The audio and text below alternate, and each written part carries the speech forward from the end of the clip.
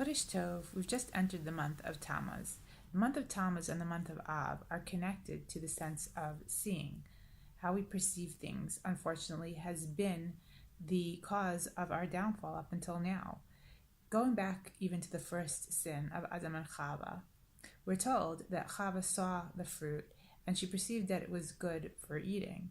And when the snake tried to entice her to eat from the tree, he told her, if you eat from it, your eyes will be open and you will know from good and bad. And after they sinned, we're told that their eyes were opened. So what does this mean?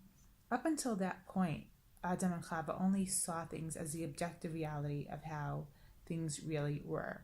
Once they ate, their perception was something that was subjective, based on their emotions.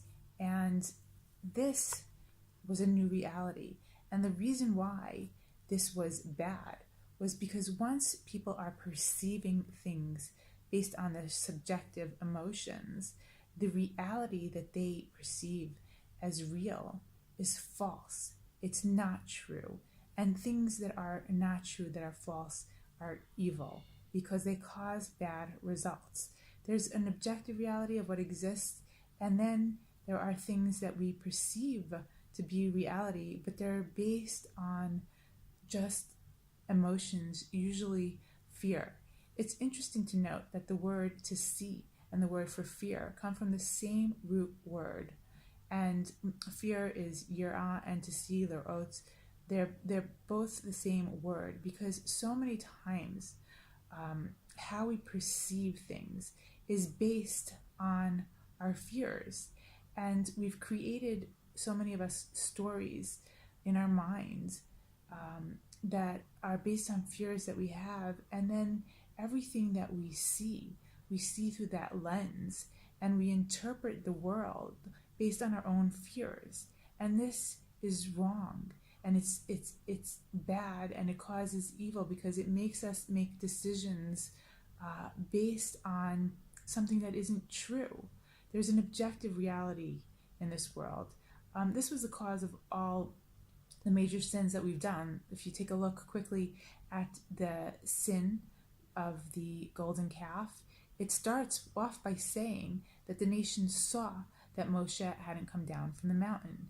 Now, what did they see? They saw that he didn't come down. Why? Because this was their greatest fear, was to be left without a leader, to be left without a conduit between them and God, and somebody to lead them the rest of the way in the desert. And because they had this great fear, they panicked as soon as he didn't come down the mountain. And that caused them to make bad decisions and to worship the idol. And we know the result of that was devastating. And also with the sin of the spies. When they spied out the land, what they came back and what they reported that they saw was all based on their fear. They said, we can't do it because of the giants. All these things that they saw, that they thought were giant obstacles in terms of going into the land and conquering it successfully, was based on their fears. As we know, Yoshua and Kalev did not have the same perception. They said, we can do it. And in truth, the land was good, and they had God on their side, and they could do it. So it was all based on their own fear, and their own fears are what led them to, instill fear in the whole nation that panicked and cried all night, and which caused them to just have to die out in the desert and not go in and inherit the land. And everything that happens that's negative, that we end up suffering so much pain and loss and destruction in our own lives, is so many times based on how we see things, how we perceive things. And so many of us make these stories that are based on our fears. And because we do that, we make bad decisions, and we keep this cycle going. So in order to break this cycle and to have only tears of joy, we have to ask ourselves when we're doing things, why we're doing it.